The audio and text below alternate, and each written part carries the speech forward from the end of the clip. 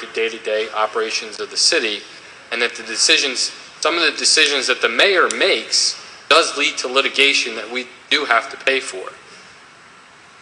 Right, exactly. So I just want to put it out there that we are seeing an upward trend, and it's in part relations to the decisions that the mayor makes, policy-wise, maybe employee termination-wise. They come back to... Guys, let Councilman Occhipinti make his point, and then I'm gonna let any other council members make the point. That's yours. Yeah, let the council make his point. From my perspective, some of that may be occurring because the administration is unwilling to work together or compromise on some positions that ultimately lead to litigation. I would like to see a little bit more working together on some of these issues that we face, so that we don't have skyrocketing legal costs. That's a matter of everybody. That's what hold on. Well, of course, we'd like to see it work. This is like a message to, I guess you want to say, the administration or the mayor, not to you, Mark. I apologize. Not to you. I apologize. Not to you. You're doing your job, and what you're doing, what you're asked to do from the administration. But from my perspective, sitting here, is that some of the decisions that are made by the administration and the mayor have a direct relation to increased legal costs for the city and our taxpayers. That's the point I want to make, and that's really it. Okay, thank you. I'm going to let Mr. Tabakin respond if he wants, and then Councilman Mello. Again, we could fight all day long about what causes a spike in litigation costs. Some of it is economically driven. People are going to tend to file more tax appeals as the economy goes down. That's a fact of life. You change certain aspects of your ordinances that have created other downward pressures on people, or upward pressures on people, that spawn more litigation. Policy. That was your policy, not the administration's policy. You voted 9-0 on it to change your rent control ordinance.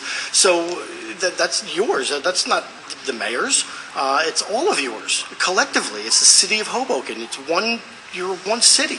As far as, making certain decisions vis-a-vis development, again, you act as the redevelopment agency, and you're going to be making decisions as a whole on that, and whether that spawns litigation or not is not on the administration, it's on the city of Hoboken. That's a decision that the council is making. It's decisions that the city administration is making. People also in down economies tend to fight harder for certain aspects. If they're terminated, they just don't go away. Maybe they fight more about it. But you have to terminate people that are using drugs. You have to terminate people that hit their superiors. You have to terminate people who lie, and do things that are just unseemly and unacceptable. If you don't, then the inmates run the asylum, and there's no fiduciary actions taking place. Thank you. Councilman Mello? Yeah, I'd just like to, I guess it's make a counterpoint that I'm glad this slide is still up here. Hope everybody at home is taking a good look at this slide. It's right here in our charts. And this pie, the labor is where any of these, I guess, firings that we're trying to talk about, saying that the mayor could avoid that. That's that little tiny sliver here, isn't it? It's not even there. Not even there. Whereas half of this pie is redevelopment and land use. And I'm sure compromise, if that compromise came in the form of saying, New Jersey Transit, come on in, build about 20 Empire State Buildings on our track. Rockefeller Group, come on in, build another Hoboken north of the viaduct.